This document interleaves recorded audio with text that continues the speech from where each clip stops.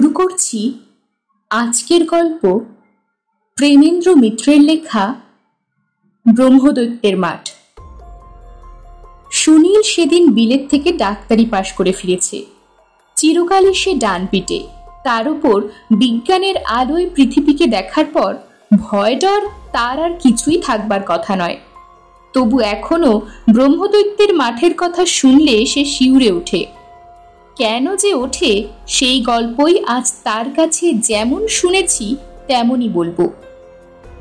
সুনীল বলে, আমাদের শহরতলির ভেতর দিয়ে যে লম্বা সিধে সড়কটা নদীর ধার পর্যন্ত গেছে তার দক্ষিণ পাশে ছিল ব্রহ্মদৈত্যের মাঠ।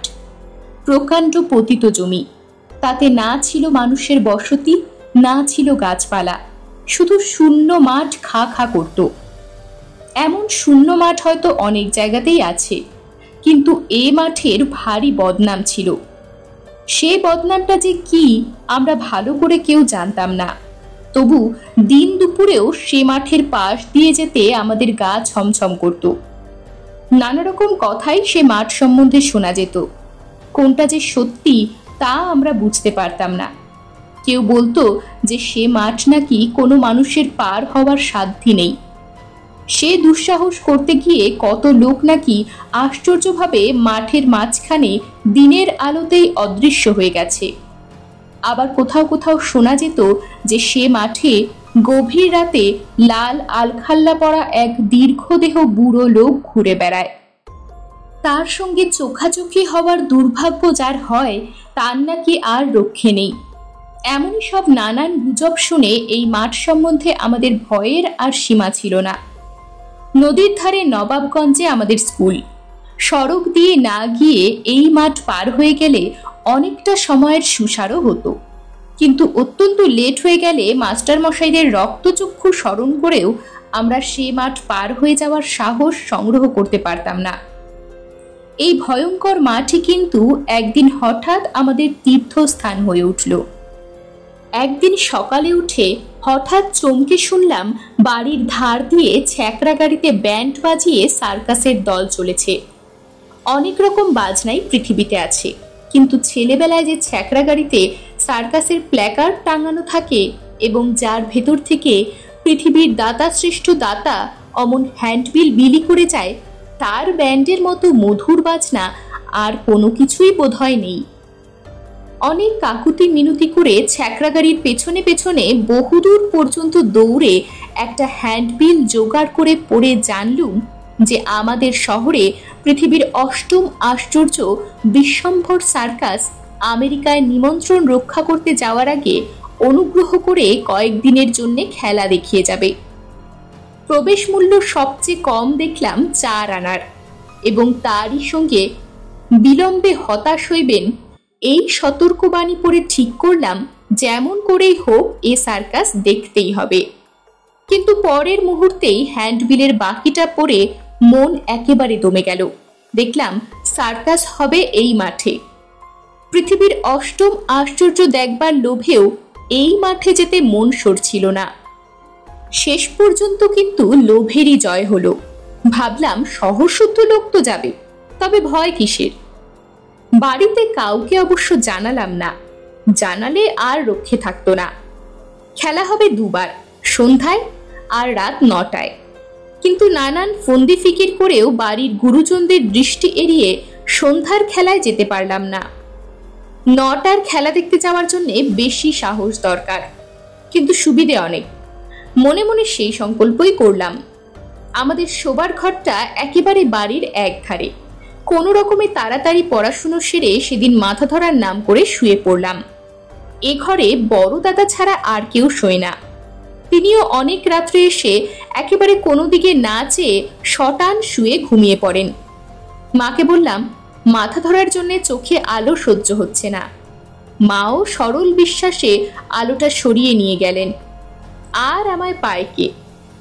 মশারিটা বেশ করে 4 ধারে গুজে দিয়ে জানালা বেয়ে একেবারে পথে। এই মাঠের নামে যেটুকু ভয় ছিল, সার্কাসের কাছে পৌঁছে লোকের ভিড়, আলো ও আয়োজনের ঘটায় সে কোথায় যে উবে গেল তার পাত্তাই পেলাম না। এ যেন সে মাঠই নয়, রাতারাতি আলাদিনের প্রদীপ থেকে যেন তার উপর এক মায়ানগর বানিয়ে দিয়েছে কে। কি আশা আকাঙ্ক্ষা কৌতূহল নিয়ে যে লম্বা গ্যালারির সকলের চেয়ে উঁচু বেঞ্চির একাধারে গিয়ে বসলাম তা বলতে পারি না। নিজের সৌভাগ্যে নিজেরই যেন বিশ্বাস হচ্ছিল না। মনে হচ্ছিল সার্কাস আরম্ভ হওয়ার আগে হয়তো কি একটা দুর্ঘটনা ঘটে যাবে, সার্কাস দেখা আমার ভাগ্যে আর হবে না। কিন্তু নির্বিঘ্নে সার্কাস আরম্ভ হয়ে গেল। বরাবর আমার সকাল সকাল শোয়া অভ্যেস, কিন্তু নতুন খেলার পর খেলা রুদ্ধ নিঃশ্বাসে দেখতে দেখতে ঘুম যে কোথায় উড়ে গিয়েছিল সেদিন বলতে পারি না। ক্লাউনদের ভাড়ামিতে হাসতে হাসতে সেদিন নাড়ি ছিঁড়ে যাবার উপক্রম হলো। ট্রাপিজ খেলোয়াড়দের অসীম সাহস দেখে সভয়ে তারা এই বুঝি পড়ল মনে করে কতবার যে চোখ বুঝলাম বলতে পারি না। জানোয়ারদের অদ্ভুত শিক্ষা দেখে অবাক হয়ে গেলাম। সব খেলাই ভালো, শুধু ঘোড়ার একঘেয়ে খেলা একেবারে বিরক্তিকর। একবার ঘোড়ার খেলা আরম্ভ হয় আর বুঝতে পারি কি দারুণ ঘুমের চোখ আমার জড়িয়ে এসেছে। সার্কাস শেষ হতে তখন বোধহয় বেশি দেরি নেই। সার্কাস ম্যানেজার নিজে সেই একঘেয়ে ঘোড়ার খেলা শুরু করেছে। দেখতে দেখতে বিরক্তি ধরে গেছে। মনে মনে কখন তার শেষ হবে ভাবছি। এমন সময় মনে হলো ঘোড়াগুলো যেন রিংয়ের ভেতর নেই। গ্যালারিময় ছড়িয়ে পড়ে তারা অত্যন্ত সহজে কাঠের উপর দিয়ে দৌড়ে বেড়াচ্ছে। পর মুহূর্তেই মনে হলো আমি যেন রিংয়ের মাঝখানে কেমন করে এসে পড়েছি এবং আমায় ঘিরে বিদ্যুৎ বেগে ঘোড়াগুলো ঘুরছে। শুধু ঘুরছে নয়, ঘুরতে ঘুরতে ক্রমশ তারা আমার একেবারে কাছে ঘেঁষে আসছে। আর একটু এলেই তারা একেবারে আমার গায়ের উপরে এসে পড়বে। আমি চিৎকার করে উঠলাম। সঙ্গে সঙ্গে ঘুম ভেঙে দেখি অন্ধকার, চারিদিকে গাঢ় অন্ধকার। সাতপুরু কালো পর্দায় চোখ ঢেকে রাখলেও বোধহয় চোখে এত অন্ধকার দেখা যায় না। আশেপাশে হাত দিয়ে বুঝতে পারলাম আমি সেই গ্যালারির কাঠের বেঞ্চির উপরেই কাত হয়ে শুয়ে আছি, অথচ আশেপাশে কেউ কোথাও নেই। যে সার্কাস আলোয় মানুষের কোলাহলে জমজমাট হয়েছিল তার চিহ্নও কোথাও নেই, খালি অন্ধকার। আর সেই অন্ধকারে ভিজে কাঠের গুঁড়োর কেমন একটা ভ্যাপসা গন্ধ। বুঝলাম ঘোড়ার একঘেয়ে খেলা দেখতে দেখতে ঘুমিয়ে পড়েছিলাম। তারপর কখন যে সার্কাস ভেঙে গেছে, কখন যে সমস্ত লোকজন চলে গেছে, কখন সার্কাসের লোকেরা সমস্ত বাতি টাতি নিভিয়ে চলে গেছে কিচ্ছুই টের পাইনি। আশ্চর্যের কথা এই যে সার্কাসের লোকেরাও আলো নেভাবার আগে আমায় দেখতে পায়নি। কিন্তু কেন যে পায়নি সে কথা ভেবে এখন কোনো লাভ নেই। বিরাট তাঁবুর ভেতর অন্ধকারে আমি একলা, এইটাই সবচেয়ে বড় কথা। বাইরে বোধহয় তখন ঝড় না হোক খুব জোরে হাওয়া বইছে। সমস্ত শামিয়ানাটা সে হাওয়ায় দুলে উঠে এমন একটা অমানুষিক শব্দ হচ্ছিল যে আমার বুকের ভেতর পর্যন্ত শিউরে উঠতে লাগলো। মনে পড়ল এই তাঁবুর বাইরেই সেই ভীষণ মাঠ। এই নিশুতি রাতে সেখানে জনমানব নেই, শুধুই অন্ধকার। কিন্তু তাঁবুর ভেতরেই বা কি করে থাকা যায়? আমি হাতড়ে গ্যালারি দিয়ে নামলাম, কিন্তু কোন দিকে যাব? ধীরে ধীরে 2 পা এগুতেই হোঁচট খেয়ে পড়ে গিয়ে দেখলাম তাঁবুর একটা খুঁটির দড়িতে পা জড়িয়ে গেছে। অনেক কষ্টে সে দড়ি ছাড়িয়ে আর একটু যেতে গিয়ে আবার গোটা কতক চেয়ারে সজোরে ধাক্কা লাগলো। এবারে আমি আর থাকতে পারলাম না, সজোরে চিৎকার করে উঠলাম। সে চিৎকার শব্দ নিস্তব্ধ তাঁবুর ভেতরে এমন অদ্ভুতভাবে প্রতিধ্বনিত হতে লাগলো যে মনে হলো সে আমার গলার শব্দ নয়। খানিক চুপ করে দাঁড়িয়ে রইলাম, কেউ সাড়া দেয় কিনা দেখবার জন্যে। কিন্তু কোথায় কে? হঠাৎ সর্বাঙ্গে কাঁটা দিয়ে উঠল। মনে হলো আমার অত্যন্ত নিকটে কারা যেন ফিসফিস করে কথা কইছে। কান পেতে শোনবার চেষ্টা করলাম, কিন্তু কিছু বুঝতে পারলাম না। কাপা গলায় বললাম, কে? কোনো সাড়া নেই। তেমন ফিসফিস শব্দ অত্যন্ত কাছে। অত্যন্ত ভয়ের সময় মানুষের একটা সাহস যেন কোথা থেকে আসে। মরিয়া হয়ে হাত বাড়ালাম, কিছুই নয়। দেখি একটা থামের গায়ে একটা কাগজ আটা ছিল, তারই খানিকটা খুলে গেছে এবং সামান্য হাওয়ায় সেটা নড়ে খসখস শব্দ হচ্ছে। আমি এই শব্দটাকেই বোধহয় ফিস ফিস কথা বলে মনে করেছিলাম। কাগজটা ছিঁড়ে ফেলে দিলাম। মনে একটু বলও পেলাম। মিথ্যে ভয় আর করব না। এ তাঁবু থেকে বেরোবার পথ আমায় বের করতেই হবে। হঠাৎ আমার গায়ে কাঁটা দিয়ে উঠল। কাগজ ছিঁড়ে ফেলা সত্ত্বেও সেই ফিস ফিস শব্দ। এবার অপর দিকে। শুধু শব্দ নয়, তাড়াতাড়ি ফিরতে গিয়ে মনে হলো যেন আগুনের মতো লাল দুটো চোখ এতক্ষণ জ্বলছিল, হঠাৎ মিলিয়ে গেল। সমস্ত শরীর ভয়ে অবশ হয়ে যাচ্ছিল। প্রাণপণে চিৎকার করে বললাম, তাঁবুতে কে আছো? সাড়া দাও। তবু সমস্ত নিস্তব্ধ। এই নিশুতি রাতে অন্ধকারে এই তাঁবুর ভেতর কি যে করব, কোথায় যে যাব, ভেবে না পেয়ে ভয়ে আমার শরীর হিম হয়ে যাচ্ছিল। গ্যালারির বেঞ্চি ধরে এবার বেরোবার পথ খোঁজবার চেষ্টা করলাম। ভাবলাম, যেখানে বেঞ্চি শেষ হয়েছে সেইখানেই নিশ্চয়ই পথ পাওয়া যাবে। কিন্তু আশ্চর্য, বেঞ্চি ধরে ধরে যত দূর যাই, কোথাও তার শেষ হতে চায় না। মনে হলো ঘন্টার পর ঘন্টা আমি এমনই ঘুরছি, তবু বেঞ্চির আর শেষ নেই। ক্লান্তিতে পা আর চলতে চাইছিল না। হতাশ হয়ে অন্ধকারে বসে পড়লাম। তখন সত্যি ভয়ে ভাবনায় আমি কেঁদে ফেলেছি।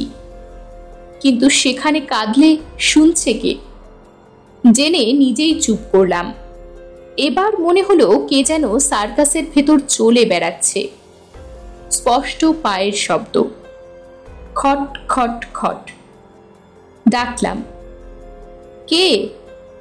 পায়ের শব্দ সঙ্গে সঙ্গেই থেমে গেল, কিন্তু খানিক বাদেই শুনলাম দূরে আবার সেই পায়ের শব্দ। আবার ডাকলাম, কে? কোনো উত্তর নেই। মনে হলো একটা যদি আলো থাকতো এ সময়। আমার মনে আলোর কথা উঠতে না উঠতেই আশ্চর্য হয়ে দেখি সার্কাসের মাঝখানে একটা আলো জ্বলে উঠেছে। সে আলোয় সমস্ত সার্কাস অদ্ভুত দেখাচ্ছিল। শূন্য গ্যালারি, শূন্য সমস্ত চেয়ার, শুধু একলা আমি সার্কাসের এক জায়গায় দাঁড়িয়ে আছি। না, একলা তো আমি নই। আমার মুখোমুখি ওধারের গ্যালারিতে একটা লোক মাথা নিচু করে বসে আছে যে। আনন্দে বুকটা লাফিয়ে উঠল। চিৎকার করে ডাকলাম, শুনুন মশাই। লোকটা তবু মাথা তুলল না দেখে ভাবলাম হয়তো অন্যমনস্ক হয়ে আছে বলে শুনতে পাইনি। ছুটতে ছুটতে তার কাছে গিয়ে ডাকলুম, শুনুন। লোকটা এবার মুখ তুলে তাকালো। প্রথমে তার চাউনিটা অদ্ভুত মনে হলো, কিন্তু খানিক আমার দিকে চেয়ে থেকেই সে হো হো করে হেসে উঠে বললে, তুমি এসেছো? তোমার জন্যই বসেছিলাম। এ আবার কি বলে? হয়তো ভুল করেছে ভেবে বললাম, আমি সার্কাসের সময় ঘুমিয়ে পড়েছিলাম, এখন বাড়ি যেতে পারছি না। লোকটা আবার হো হো করে বিকটভাবে হেসে উঠে বললে, বাড়ি যেতে পারছো না? বসো, বাড়ি যাবে কি? কতদিন ধরে তোমায় খেলা দেখাবার জন্য অপেক্ষা করে আছি, আমার খেলা দেখে যাও। তার চোখ দেখে সভয়ে দু হাত পিছিয়ে এলাম। এ আবার কোন পাগলের পাল্লায় পড়া গেল? লোকটাও সঙ্গে সঙ্গে এগিয়ে এলো। বুঝলাম তার হাত ছাড়ানো সহজে সম্ভব নয়। ভয়ের ভেতরও বুদ্ধি করে এই পাগলটাকে ঠান্ডা করবার জন্য বললাম, তোমার খেলা তো এই খানিক আগেই দেখলাম, আমায় পথ দেখিয়ে দাও। লোকটা মাথা নেড়ে বললে, আমার খেলা দেখোনি? ওরা কি আর আমায় খেলা দেখাতে দেয়? দাঁড়াও, চুপ করে দাঁড়িয়ে দেখো। তারপর আর বাক্য ব্যয় না করে লোকটা একটা ঝোলানো দড়ি বেয়ে শটান উপরে উঠে গেল। বহু উচ্চে শামিয়ানার মাথা থেকে একটা ট্রাপিজ ঝোলানো ছিল। লোকটা দড়ি বেয়ে সেই ট্রাপিজে গিয়ে উঠল। তারপর দেখি ভয়ঙ্কর দোলা। নিচের দিকে মাথা করে ট্রাপিজ দুলিয়ে একেবারে সার্কাসের এক প্রান্ত থেকে অপর প্রান্ত পর্যন্ত লোকটা সবেগে দোল খেতে খেতে নানা রকম কসরত দেখাতে লাগলো। এই লোকটা কিরকম পাগল বুঝে উঠতে পারছিলাম না, কিন্তু সে বেশিক্ষণ নয়। হঠাৎ এমন এক কাণ্ড ঘটে গেল যা ভাবলে এখনো হৃদকম্প হয়। ট্রাপিজের দড়ি সহসা ছিঁড়ে গেল। এবং সেই তাঁবুর মাথা থেকে লোকটা ছিটকে গ্যালারির একধারে চিৎকার করে পড়ে গেল। আতঙ্কে চিৎকার করে আমিও সেই দিকে ছুটে গেলাম। মনে হলো গ্যালারির কাঠের উপর পড়ে লোকটার দেহ ছিন্ন ভিন্ন হয়ে গেল। কাছে গিয়ে অবাক হয়ে গেলাম, লোকটা অক্ষত শরীরে সেই বেঞ্চির উপরে বসে আছে। না, অক্ষত শরীর ঠিক তো নয়। তার মুখের দিকে চেয়ে ভয়ে আঁতকে উঠলাম। তার মুখের নিচের দিকটা একেবারে সেই গলা থেকে ওপরের মাড়ি পর্যন্ত একেবারে ফাঁকা। চিবুকবিহীন মুখে লোকটার দাঁতগুলো বিকটভাবে বেরিয়ে আছে। আমার ভয় দেখে লোকটা হাত বাড়িয়ে একটা কি কুড়িয়ে নিয়ে মুখে ফেলে দিয়ে বলল, নাও, এবার হয়েছে তো? ওটা আমার কেবলই খসে যায়। সেই যে 30 বছর আগে খসে গেছে, এখনো জোড়া লাগলো না। তার মুখ দেখি আবার জোড়া লেগে স্বাভাবিক হয়ে গেছে। কিন্তু স্বাভাবিকই হোক আর অস্বাভাবিকই হোক, আমার দেখবার সাহস আর ছিল না। কোনো দিকে না চেয়ে আলো থাকতে থাকতে প্রাণপণে ছুটে আমি সার্কাসের একটি দরজা দিয়ে বাইরে বেরিয়ে পড়লাম। কিন্তু বেরোলে কি হয়? সার্কাসে যদি বা আলো ছিল, এখানে দারুণ অন্ধকার। এই অন্ধকারে এই মাঠ পেরিয়ে কোন দিক দিয়ে বাড়ি যাব ভেবে না পেয়ে হতাশ হয়ে পড়েছি। এমন সময় অত্যন্ত কাছে কার গলার আওয়াজ পেলাম। কোথায় ছিলে এতক্ষণ হতভাগা? আমি এই অন্ধকারে সারা শহর খুঁজে বেড়াচ্ছি। চ, বাড়ি চ। ওমা, এ যে বর্দার গলা। আমার পলায়ন তাহলে তো জানাজানি হয়ে গেছে। হয়তো কেন, নিশ্চয়ই তার জন্যে যথেষ্ট বকুনি ও মার খেতে হবে। জেনেও কিন্তু তখন আনন্দে আমার গলা ধরে এসেছিল। শুধু বললাম, চল দাদা। অন্ধকার পথে দাদা আগে আর আমি পিছে। কতক্ষণ যে চলেছি বলতে পারি না। সামনে একটা উঁচু পুকুরের পাড়ে দাদাকে উঠতে দেখে বললাম, দাদা, এ কোথায় এলে? এ পথ তো নয়। হ্যাঁ, এই পথ। থমকে দাঁড়িয়ে পড়লাম। এ তো দাদার কণ্ঠস্বর নয়। এবার অন্ধকারের ভেতরেও দেখতে পেলাম সামনে যে দাঁড়িয়ে, তার দীর্ঘদেহ রাঙা একটা আলখাল্লায় ঢাকা, মাথায় তার লম্বা গোল টুপি। ধীরে ধীরে সে আমার দিকে ফিরে দাঁড়ালো, কিন্তু তার সঙ্গে চোখাচোখি হবার আগেই আমি মূর্ছিত হয়ে পড়লাম। সকালে চোখে আলো লেগে যখন জ্ঞান হলো, তখন দেখি প্রকাণ্ড একটা দিঘির উঁচু পাড়ের উপর আমি শুয়ে আছি। অজ্ঞান অবস্থায় আরেকটু হলেই গড়িয়ে একেবারে দিঘির অতল জলে তলিয়ে যেতে পারতাম। যাইনি, এই আশ্চর্য। এ দিঘি আমি চিনি। এই মাঠের একেবারে এক প্রান্তে যেখানে সার্কাস, তার প্রায় 1 ক্রোশ দূরে এর অবস্থান। রাতে যা যা দেখেছি তা যদি স্বপ্ন হয়, তাহলে কেমন করে যে এত দূর এসে পড়লাম বোঝা শক্ত। যখন বাড়ি ফিরলাম তখন বেলা 9টা। আমার অবস্থা দেখে মা বললেন, হ্যাঁ রে, ভোরে উঠে কোথায় গিয়েছিলি বলতো? সর্বাঙ্গে কাদা ধুলো। বুঝলাম আমার পালানোটা মোটেই ধরা পড়েনি, কিন্তু মনে হলো পড়লেই ভালো ছিল। এরকমই আরো সব গল্প পেতে চ্যানেলটিকে সাবস্ক্রাইব করে দেবেন। আর গল্পটি যদি ভালো লেগে থাকে তাহলে লাইক, শেয়ার আর কমেন্ট করে দেবেন।